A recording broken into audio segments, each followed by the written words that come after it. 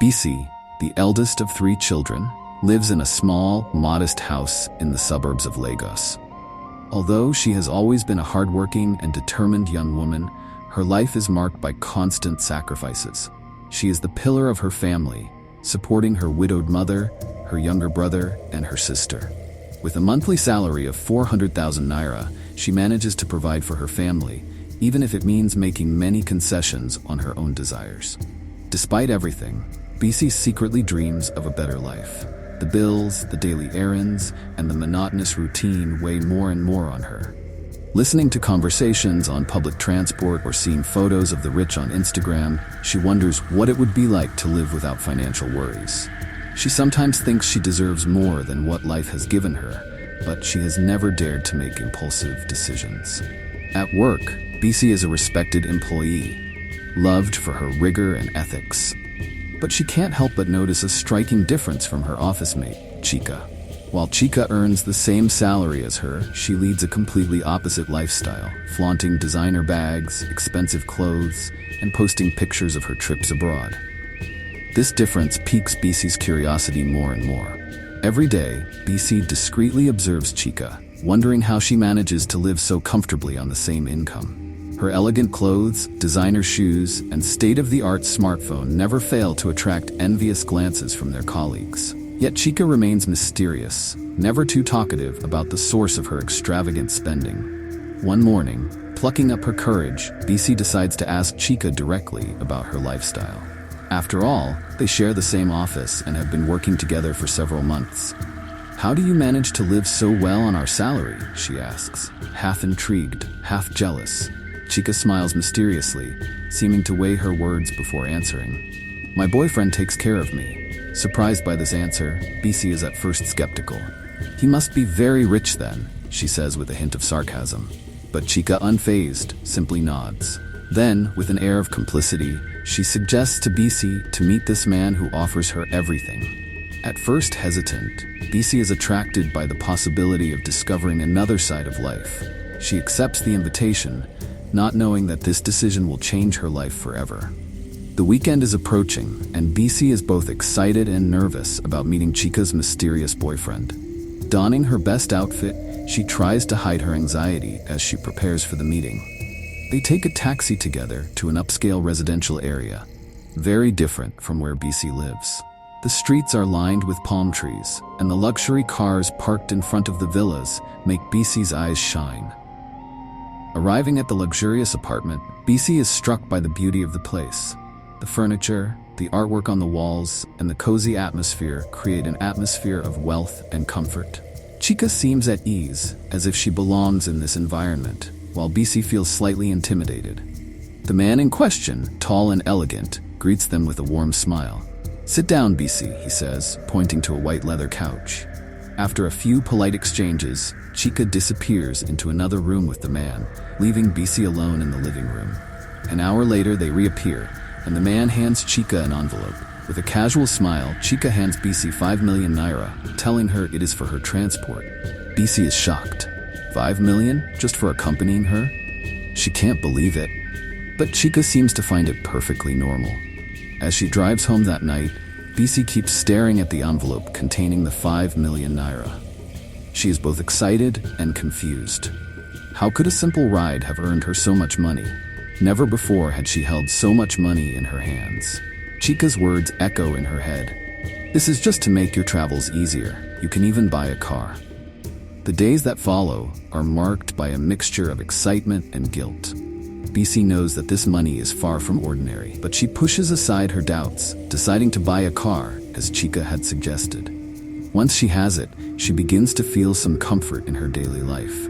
The admiring glances of her neighbors and colleagues give her temporary satisfaction, but the shadow of the rich man continues to haunt her. Every night, Bisi thinks back to the scene, wondering how Chika could have gotten so much so easily. Her curiosity continues to grow, and soon, the desire to taste more of this life of luxury takes over. She begins to consider betraying Chika to find out what she could get if she had this man all to herself. A dangerous thought germinates within her, slowly changing her view of the world. Bisi can no longer bear this growing desire. she decides to take matters into her own hands. One afternoon, she calls Chica to find out where she is. Chica, distracted, tells her that she has a family emergency and that she has to leave town for a few days. This is the opportunity Bisi has been waiting for. She then goes alone to the man's apartment. When she arrives, she is greeted by the building's security guard, who seems to recognize her. "Where is Chica?" he asks. Bisi hesitates for a moment before answering with cold determination. "It's none of your business." The security guard, visibly uncomfortable, tries to warn her, "Be careful what you wish for. This man is not what you think." But Bisi, blinded by desire, abruptly cuts him off and insists on going in. The security guard then warns his boss of Bisi's arrival. The man, intrigued, asks her to let her up. When Bisi enters the apartment, she is greeted with a smile. The man watches her with interest, then asks calmly, "What are you doing here without Chica?" Bisi, her heart pounding, takes a step toward him and declares, "I have fallen in love with you." The man's response will seal her fate irreversibly. Bisi stands in front of the man, her heart pounding. She feels vulnerable and bold at the same time. She has just confessed that she has fallen in love with him, but the man doesn't seem surprised. He watches her calmly, as if he expected this declaration. "Are you sure about what you're saying, Bisi?" he asks in a soft but sharp voice. Bisi nods, determined not to back down. "Yes, I am. I want you to be mine. Chica doesn't need to know. It will be our secret." The man slowly stands up and approaches her, an enigmatic smile on his face. "You want what Chica has, don't you?" Bisi shivers under his intense gaze but can't deny the truth. "Yes," she whispers. The man pauses for a moment before asking the fateful question. "Are you ready to do anything for this?" Without hesitation, Bisi answers in the affirmative. She doesn't yet understand the full extent of the consequences of her words, but at that precise moment, she is ready for anything. The man holds out his hand and invites her to follow him into another room, promising her that she will have what she desires, but not without a price to pay. Bisi follows the man to a spacious room, its walls decorated with sumptuous fabrics and ancient statues. But her attention is immediately captured by something unusual. A huge snake is lying on the bed. The reptile, of a frightening size, stares at her with its piercing eyes, and Bisi feels her throat tighten with terror. Her instincts scream at her to flee, but her legs refuse to move. "What is that?" she cries, her voice trembling. The man answers calmly, "This snake is the real master here. I am only its keeper." The shock of this revelation is too great for Bisi, who begins to tremble. She suddenly understands that she has thrown herself into a trap. Now that you know the secret, you have no choice, Bisi. Either you stay and do what it asks, or you die. The dilemma hits her hard. Every fiber of her being screams at her to run away, but the fear of death is even greater. Faced with this impasse, she gives in to the ultimatum. Trembling, she agrees to submit to what is expected of her. The snake slowly approaches her, and the scene that follows will mark the beginning of her descent into a world she will never be able to escape again. After this horrifying encounter, Bisi leaves the apartment with a heavy envelope containing 20 million naira. She is both terrified and dazzled by this colossal sum. She returns home, shaken by what she has just experienced, but a strange feeling of satisfaction begins to emerge. She would never have imagined that such a thing could happen in her life. Yet, despite the horror of the act, she cannot deny the temptation of a life of luxury. The days that follow are marked by a strange mixture of shame and euphoria. Bisi tries to push away the images of that night, but the weight of the notes in her hands constantly reminds her of what she had to do. She convinces herself that it was a necessary evil to achieve the life she has always wanted. And above all, she tells herself that it was the one and last time.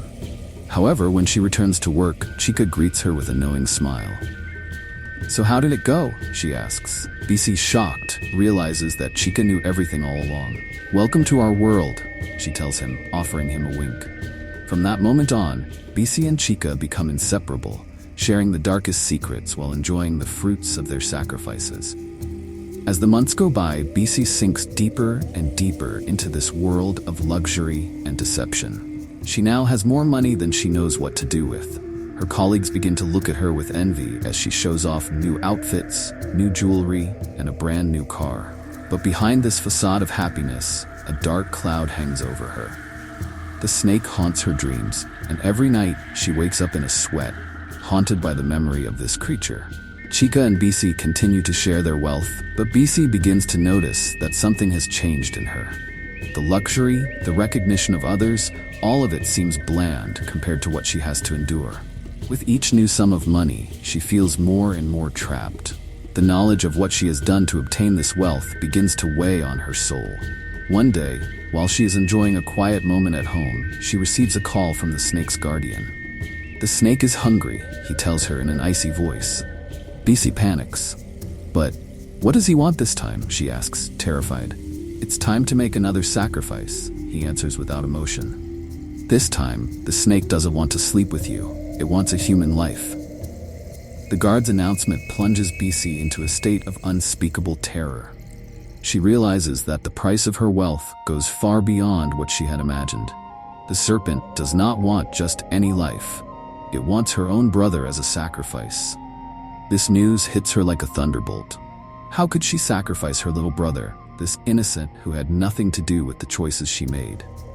With a heavy heart, she returns home to think about the situation.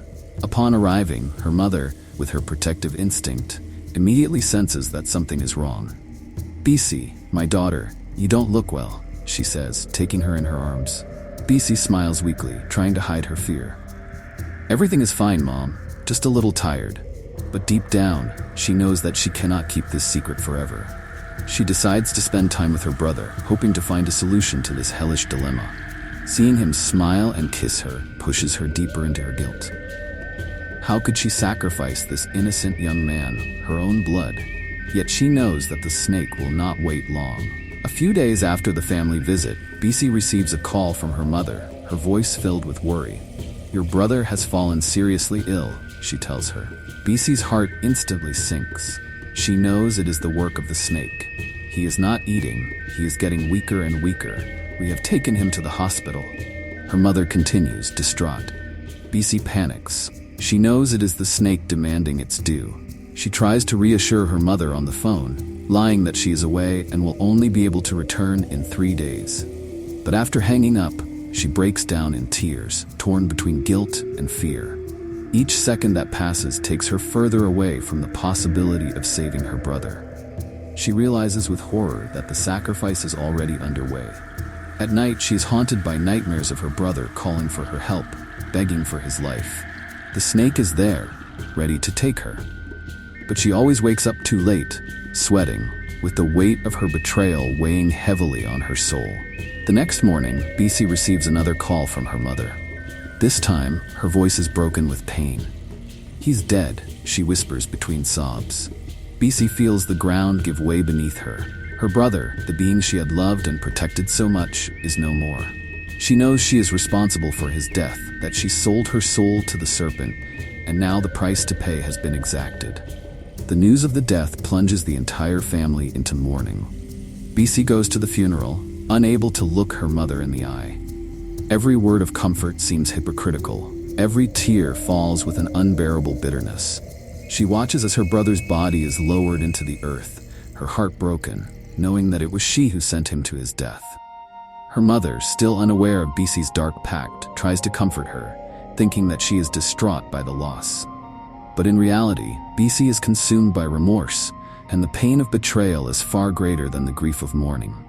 After the funeral, Bisi returns to her life, but she is no longer the same. The weight of guilt has become unbearable. Every time she sees her reflection in the mirror, she sees a broken woman, a traitor. The wealth that once intoxicated her no longer has the same taste. The luxury, the cars, the jewelry, all of it now seems worthless to her in the face of the loss of her brother. Yet she continues to see Chica and keep up appearances. But even Chica begins to notice the changes in her. What's wrong with you, Bisi? You don't have the same glow as before, she asks one day. Bisi tries to justify herself by pretending to be tired, but she knows it's much more than that. At night, she is increasingly tormented by visions of her brother. He comes into her dreams, accusing her of his death. She wakes up in tears, terrified that the snake won't stop there. Is her family still in danger? She knows this cycle of sacrifice may not be over. But what can she do now? 3 years have passed since her brother's death, and Bisi is trying to rebuild her life, though the shadow of guilt continues to haunt her. However, one day, she receives another call from the snake's guardian. His voice is still as cold as threatening. "The snake is hungry again," he says calmly. Bisi is frozen in terror. She knows what that means. "This time, he wants another sacrifice," he continues. "He wants your mother." Those words echo in Bisi's mind like a clap of thunder. Her mother, the only person she has left, the only one who, despite everything, still loves her unconditionally.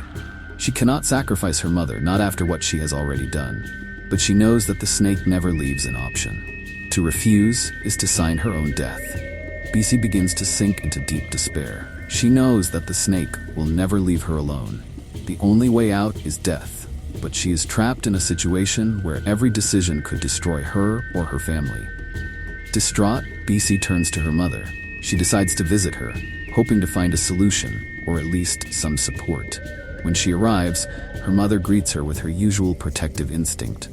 "What's going on, my daughter? I feel like you haven't been well for a long time," she tells her in a soft voice. Bisi finally breaks down. She starts crying, unable to contain the pain inside her any longer. "Mom, you have to help me. I'm trapped in a terrible situation, and I don't know what to do anymore," she confides, tears flowing relentlessly. Her mother, worried, takes her in her arms. "Everything will be fine, my daughter. You're not alone," she says in a reassuring voice. But deep inside Bisi, the fear is too great. The snake keeper had warned her not to say anything. If she reveals the truth, she risks losing everything, including her own life. Yet, faced with her mother's unwavering love, she suddenly feels stronger. Maybe this time, she could find a way to break this cursed pact. Bisi finds herself in a dilemma. Faced with her mother's love, she wants to confess everything, but fear holds her back. Her hands tremble as her mother watches her with eyes filled with compassion and concern. "What are you trying to tell me, Bisi? I know you. I feel something eating away at you," her mother whispers. Bisi struggles internally, aware that the snake's guardian has threatened to kill her if she speaks. Just as she finds the courage to confess everything, Bisi's phone vibrates in her pocket. It's a call from the snake's guardian. His voice this time is colder and more threatening than ever. "If you say a word, you will die. Remember, the snake is always watching you." Bisi shivers, her heart pounding. She hangs up hastily, and her mother, worried, asks her who was on the other end of the line. Despite the terror that overwhelms her, Bisi decides to face her fear. She takes a deep breath, looks her mother straight in the eye and says, "Mom, there's something I need to tell you." Her mother watches her, waiting patiently, as Bisi feels the weight of the world on her shoulders. Bisi finally confesses everything to her mother, tears streaming down her cheeks. She tells her how she was seduced by Chica's wealth, how she met the snake's guardian, and how she was forced to sleep with the snake in exchange for millions. She also confides, with deep pain, that it was the snake that took her brother's life as a sacrifice. Her mother listens in silence, shocked by the horror of what happened, but also by the pain her daughter has endured. "How could you let yourself get dragged into such a thing, Bisi?" her mother asks, her voice trembling, mixing sadness and incomprehension. Bisi, overwhelmed with shame, cannot find the words to defend herself. "I was blinded by money, Mom. I didn't know it would go this far. I never wanted to lose my brother," she whispers, devastated. Her mother, although shocked, decides not to judge her daughter. She takes her in her arms, rocking her gently. "No matter what you did, I am your mother, and I will protect you. We will find a way out of this situation, even if it seems impossible," she promises her with conviction. This promise comforts Bisi, but she knows that the snake will never give up so easily. After the confession, Bisi feels a little lighter, but the threat of the snake still looms over her. A few days later, while she is at home with her mother, a terrifying scene unfolds. Bisi opens the door to her mother's room and sees the snake, coiled, waiting at the threshold, its eyes staring at Bisi with murderous intensity. She screams in terror, calling out to her mother. But the snake whispers in a sinister voice that only Bisi can hear. "If you leave this house, you're already dead." She feels her breath catch, fear taking over. Her mother runs over, but sees nothing. "What's going on, Bisi?" she asks, panicked. The snake, "It's here, Mom. It's here for you," Bisi stammers, her face pale. Her mother doesn't see the snake, but she knows her daughter wouldn't lie about it. She squeezes Bisi's hand tightly and says, "You are my daughter. There is no power greater than God. As long as you are with me, you are safe." These words soothe Bisi a little, but the threat of the snake seems more present than ever. The snake, invisible to Bisi's mother, continues to watch her. The guard calls again. His voice is filled with anger and impatience.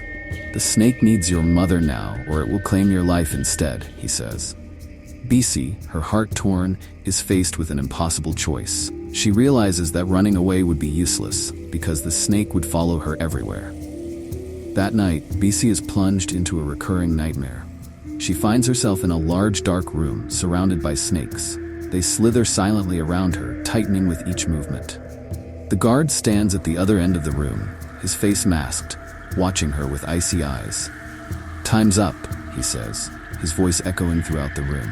Bisi wakes with a start, her breath taken away, her heart pounding. She knows the snake will never leave her until it gets what it wants. She wonders if she can truly escape this curse, or if she's doomed to live under this hellish hold forever. After days of torment, Bisi knows she can no longer remain passive. Her mother, worried about her, suggests consulting an old woman from their village, known for her knowledge of spirits and occult forces. Bisi hesitates, but she has no other choice.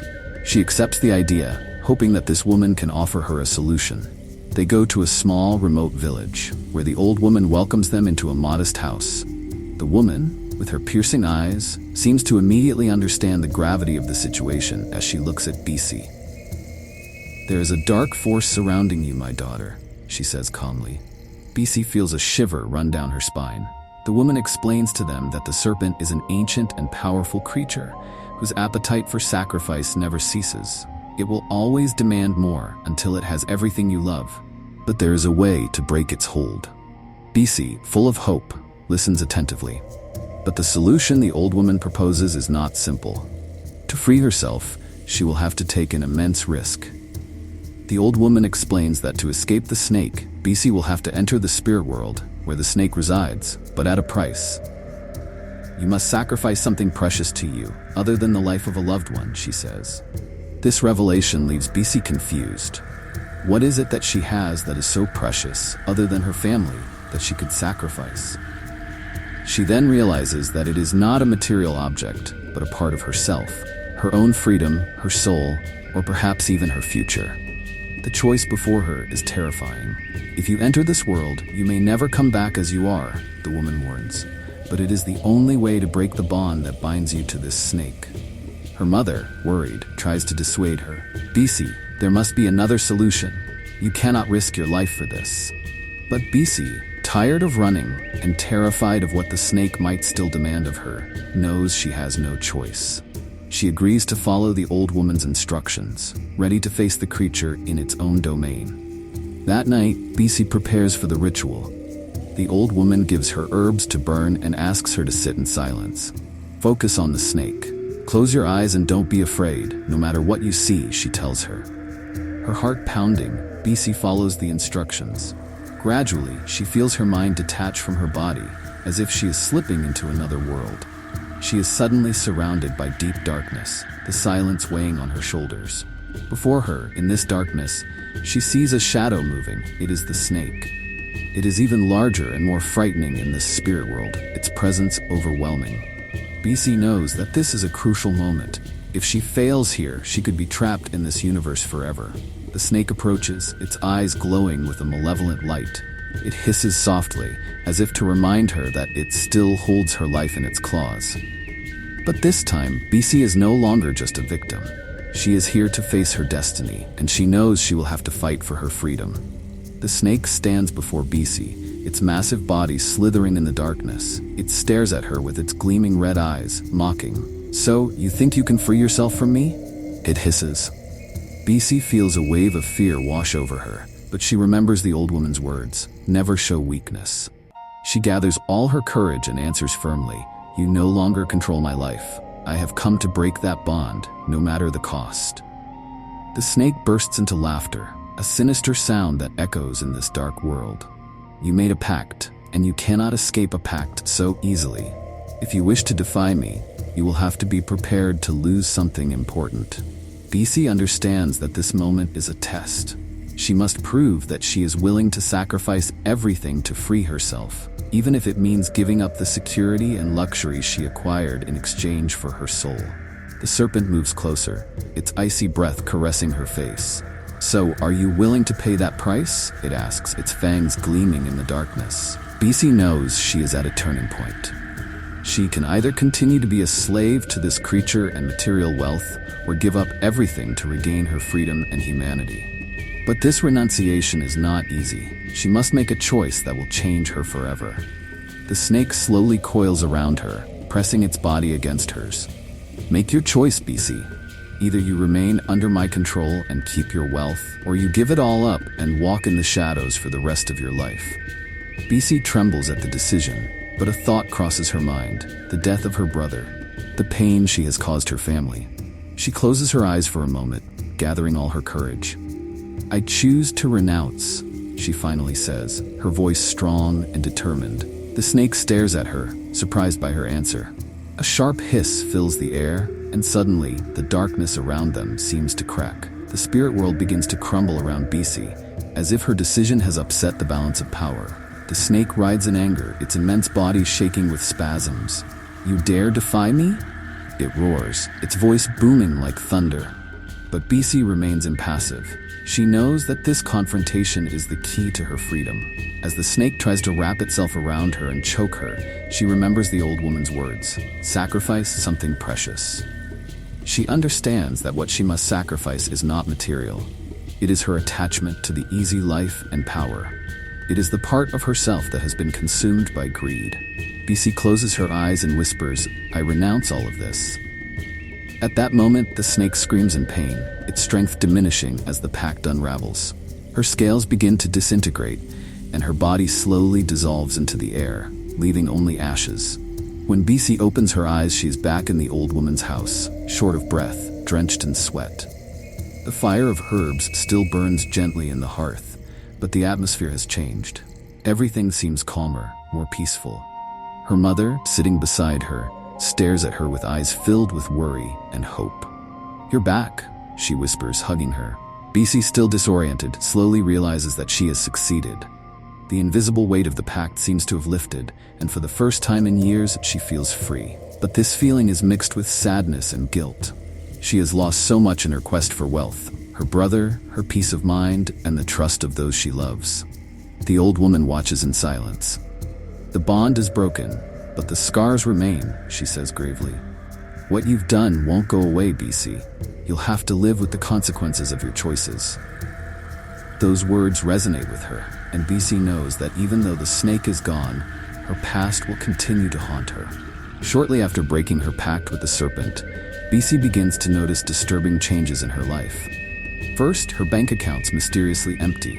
The millions she had accumulated disappear without explanation, leaving her penniless. She tries to contact her bank, but no trace of the money exists. What she thought was eternal financial security dissolves before her eyes. Bisi must soon face a brutal reality. She is poor again, with no way back. Her luxurious lifestyle can no longer be maintained, and she is forced to sell everything she owns, including the car she had purchased with such pride. Her furniture, designer clothes, and all the symbols of her former life of wealth are gone. Even harder is the loss of her job. Her boss, once admiring of her achievements, calls her in one morning to tell her she's being fired. He mentions budget cuts, but Bisi senses something deeper is at work. She silently leaves the company, her heart heavy, realizing she will never see this familiar environment again. With no job, no money, and now no future, Bisi finds herself alone. Her old friends, including Chica, stop talking to her. Chica, sensing that Bisi has broken the pact, wants nothing more to do with her. Worse still, she spreads rumors about Bisi, making her seem like a traitor in their social circle. Bisi finds herself completely isolated, with no one to turn to. Her neighbors, who once admired her for her success, now look down on her. She tries to ask for their help, but no one will open the door for her. Even her own family begins to distance themselves from her, unable to understand how she could have sunk so low. Her mother, though still loving, is powerless to help her, and the grief for her lost son continues to eat away at her. Days turn into weeks, and Bisi finds herself wandering the streets, desperate for a solution. But every door closes in her face.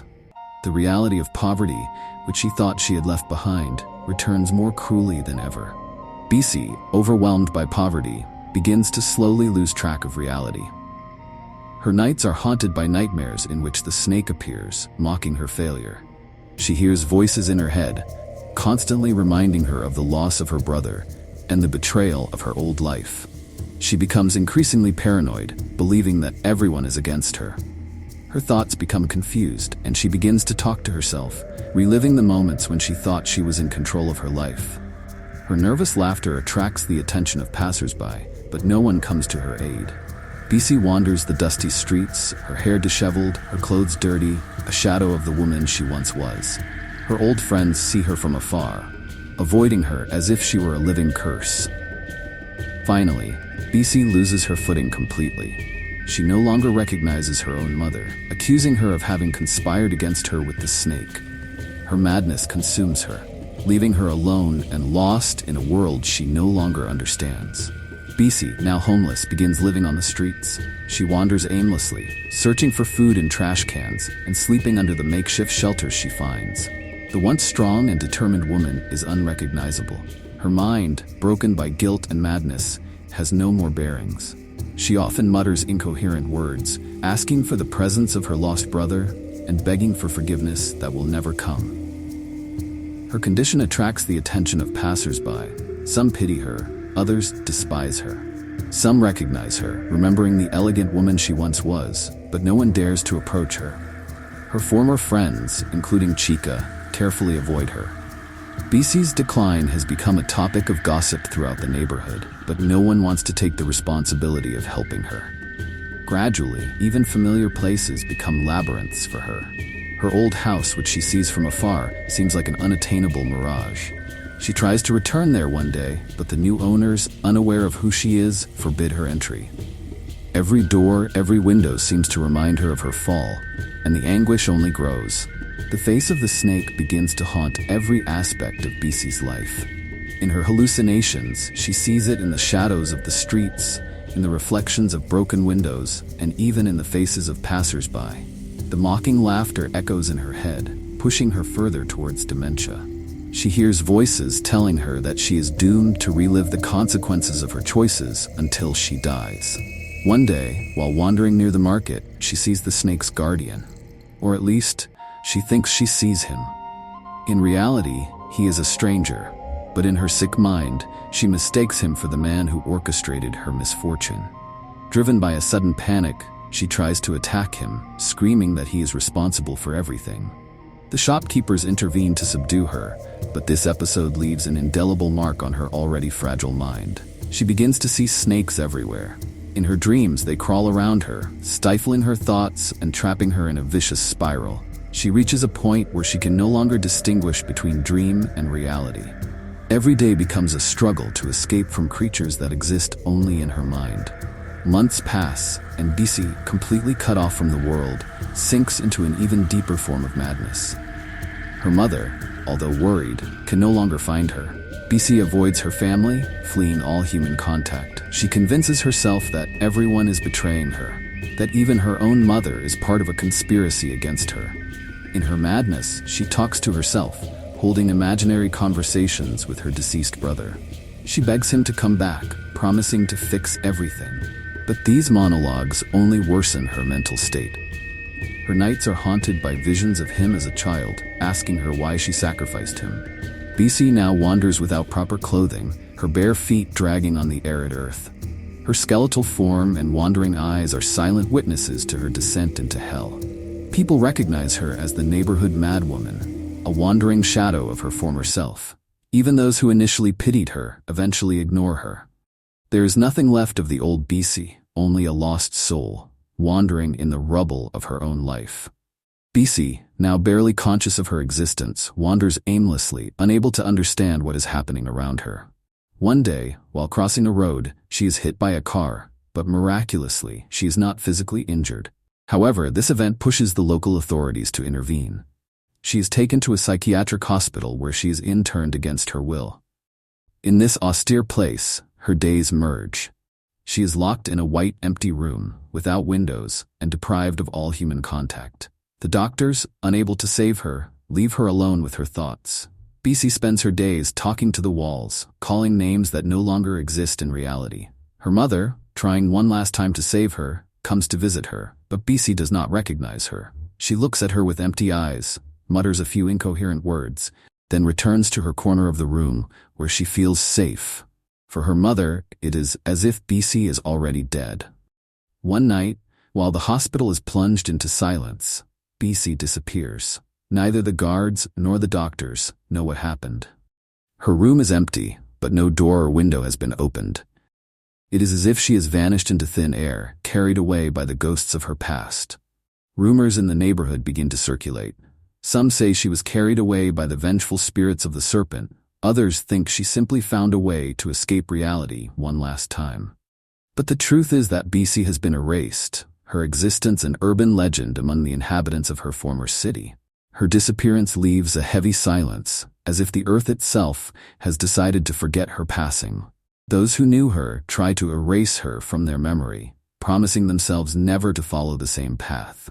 Ultimately, Bisi becomes a warning, a story told to scare those who seek too eagerly the riches of this world.